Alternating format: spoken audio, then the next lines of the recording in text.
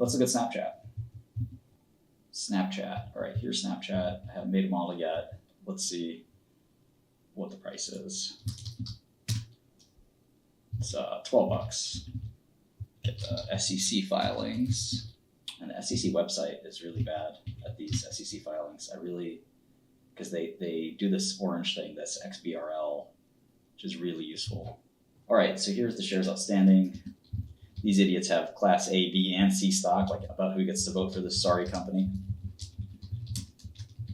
All right, 18 billion market cap.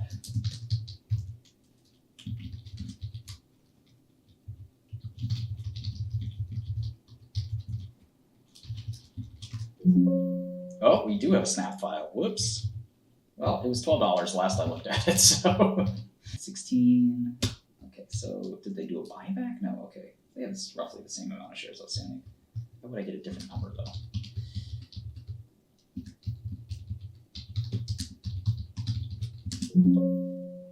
All right, 29 billion market cap.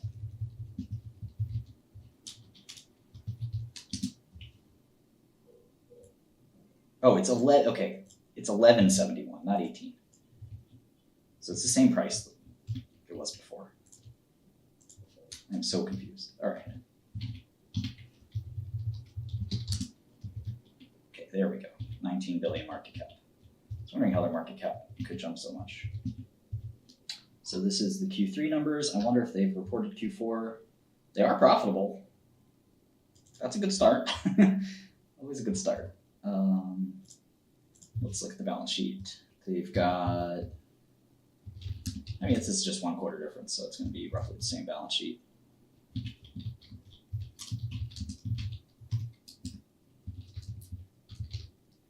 Let's go to the operating results.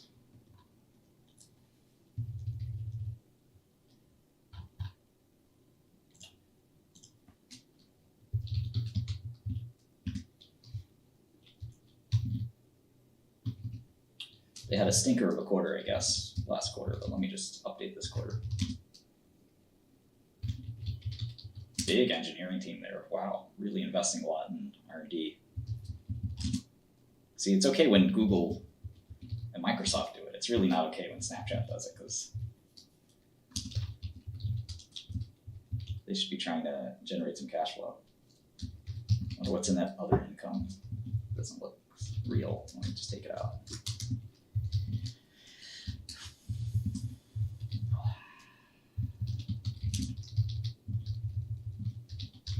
Look at that headcount growth, 4,000 employees to 6,000 employees, but revenue only grew 30%, but headcount's grown 50%. Then revenue was only growing 13%, but headcount grew 38%. Even if they didn't hire any new people, which I'm sure they did, now headcount's still growing above revenue. Revenue growth better catch up. Wait till we see what happened in Q4. Almost all North American. I don't think they have users outside of the US.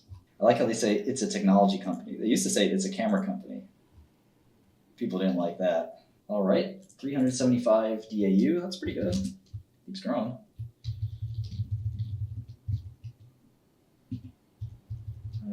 That's not the right DAU. Let's see.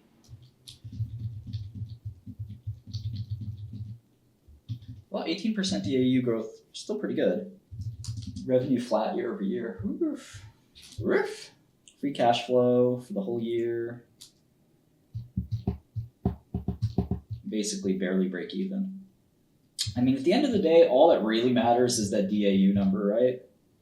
And it's just going to be trickier for them to win in a place where TikTok is eating everybody's lunch. I mean, they seem to be able to hold their own for some reason. I mean, again, when you look at these companies,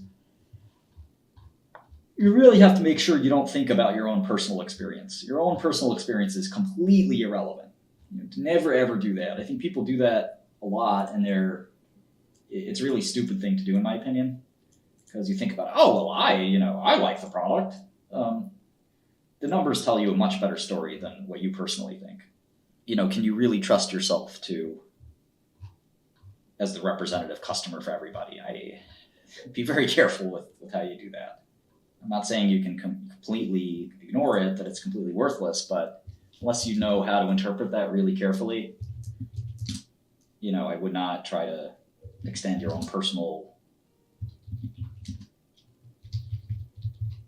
findings into, what the whole company is all about. All right, so user growth is really picking up. But it's all coming from outside of the US. The US has been stagnant for many quarters, and I imagine could start turning negative if the obvious were to continue, which is TikTok sort of continues to become powerful and useful. Let's keep looking though. And again, if I were more interested in Snapchat, I would commission a survey of their average users, things like that.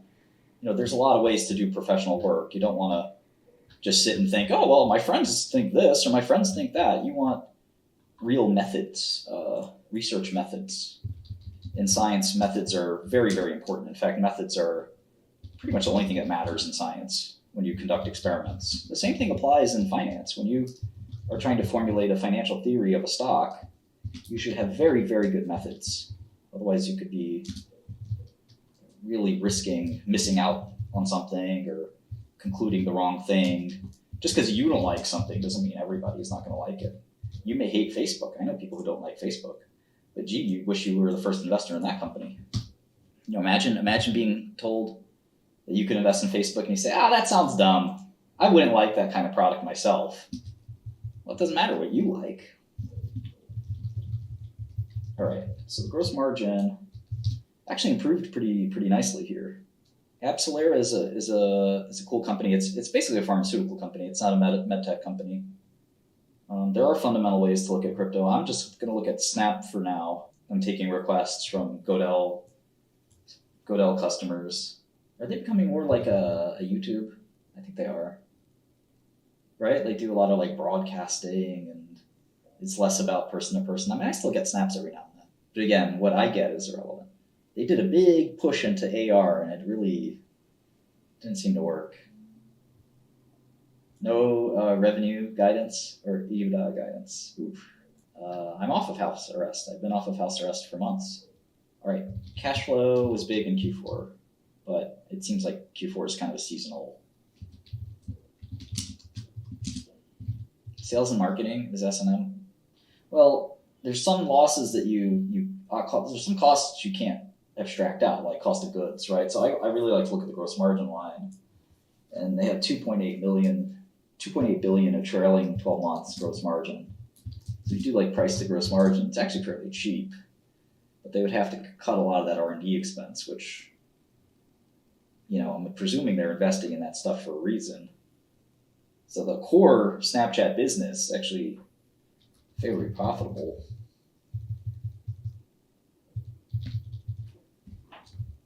Kind of looking at, still not amazingly profitable. Still would be 20 something times earnings with no growth, which is no growth and no taxes, which is not that great. And that's if that R&D line completely went away. And then if you were really aggressive and said, okay, the G&A can go away too, now you're looking at maybe 1.5 billion net of tax, which for 12 times earnings, for no growth, still not that good. Would a Microsoft like to buy Snapchat or someone like that? Maybe. But it'd be more compelling if the price was lower. I do think that growth, the DAU growth, is nice to see. I'm not sure it's going to translate into much revenue growth. Obviously, it hasn't. Last quarter, it didn't. They had 18% DAU growth, but no revenue growth. So explain that. They're getting less revenue per DAU, which seems hard to do, but most of that is probably because the US customers are not growing, and those are the people driving the DAU. The US market is very, very competitive right now. It's hard to see Snapchat gaining a lot of share there. US user growth has been abysmal. They're probably fighting to keep those users. We could see that turn negative. That'd be really a disaster. This is one of those stocks that's not obvious what to do, so you probably should do nothing. You should only make a trade in a stock when you're really sure that it's going to be really successful. You should not be guessing or gambling. So it's very tautological. If Snapchat had growth, then the stock would be cheap. But the problem is if Snapchat posted user growth, the stock would immediately correct. So we have to be able to predict what their user growth will be, which is very, very difficult to do. My guess is Snapchat user growth may actually drop. And again, I'm just guessing there. I have to actually kind of do a survey. I would go to SurveyMonkey, spend $500 and just do a survey. I've used this before, it's pretty good. There's also some other ones. This is a free one, so this is not going to be any good, but I'll just sort of mock up what kind of survey I would do. And if you don't have a budget for $500, you could do a smaller survey. You could do something like this. Which of these social media services do you see yourself using more in the next 12 months? Multiple choice, Snapchat, Facebook, Instagram, TikTok, gas, YouTube. Is that a good list? And then I would just do the next question, which is, so this is a poll, but I would do a survey. This is just one question. I would do a second question with, do you see yourself using less? And I would make sure that the answer options show up in a randomized order, because otherwise you'd be priming the user to pick the first one typically. So I would design a survey and then see if I can get 1,000 people or so to respond to it. And I want a real survey. Here's pro and business. So $60 a month, you can get quite a lot of participants, and they'll do a whole suite of surveys for you. So $60 is not much if you want real, serious survey work, where you can survey doctors, you can survey, by geography, you can survey all kinds of stuff. Be Real is another good one, yeah. OnlyFans would be another one. But my point is that, if you want to run these social media surveys every quarter, again, maybe I'll do that for everyone's benefit. And I'll post it. That would be a good way to do it. Twitch is definitely social media. That's the real tricky thing. And there are hedge funds that use different services that will actually, maybe I'm giving away some secrets here.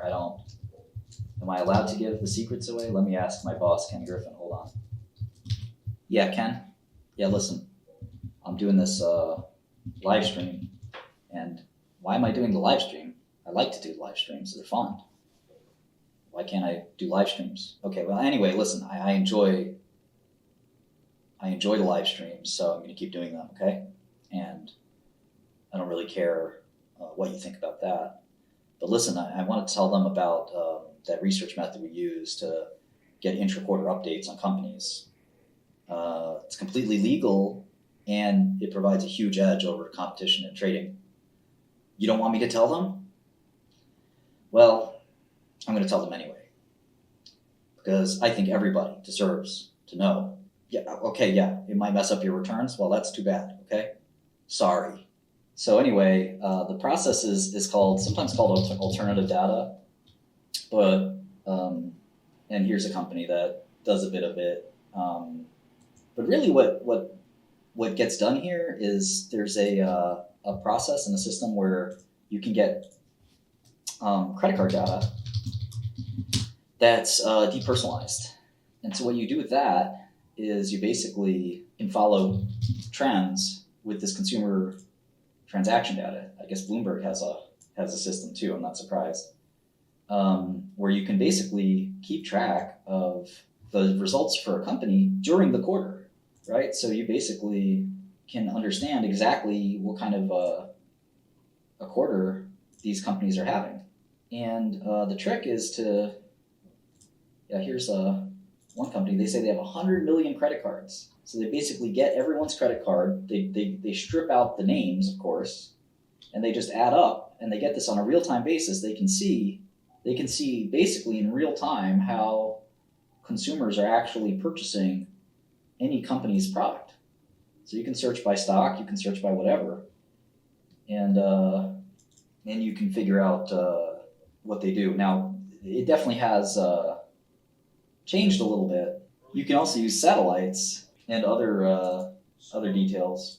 So anyway, you can sort of tell through the quarter. Now, you can't tell the future, obviously, but you can tell if people are buying Snapchat or paying Snapchat less using this credit card data from, like, say, a small business's perspective or something like that. So that kind of data could be pretty good.